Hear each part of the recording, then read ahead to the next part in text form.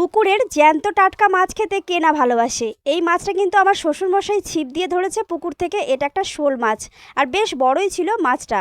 তো বাবা বলল আমি এখানে কেটে দিচ্ছি, তোকে আর হাত করতে হবে না। তারপর আমি রান্নার জন্য তৈরি হয়ে গেলাম। এখানে নিয়ে নিয়েছি 1.5 চামচের মতো আদা জিরে ধনে বাটা, 1/2 চামচ কাশ্মীরি লঙ্কার গুঁড়ো, মিট মশলা, স্বাদ মতো লবণ হলুদ। এরপর মাছে খুব ভালোভাবে লবণ হলুদ মাখিয়ে নিয়ে সর্ষের তেলে মাছগুলোকে এপিট ওপিট হালকা লাল করে ভেজে নামিয়ে নিয়েছি।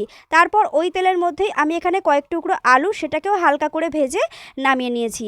এরপর তেলের মধ্যে ফোড়ন দিয়েছি শুকনো লঙ্কা, তেজপাতা, কিছুটা পরিমাণে গোটা জিরে। তারপর দিয়েছি তার মধ্যে একটা বড় সাইজের পেঁয়াজ বাটা।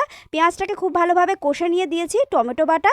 এরপর যে মশলাটা প্রথমে করে রেখেছিলাম সেটা দিয়ে খুব ভালোভাবে কষিয়ে নিয়ে দুটো চেরা কাঁচা লঙ্কা, ভেজে রাখা আলু দিয়ে খুব ভালোভাবে কষে গ্রেভি বানানোর জন্য এখানে জল দিয়েছি আর দিয়েছি ভেজে রাখা মাছের টুকরো, সামান্য চিনি, ধনেপাতা কুচি আর গরম মশলার গুঁড়ো। ব্যাস তৈরি হয়ে গেল শোল মাছের কালিয়া।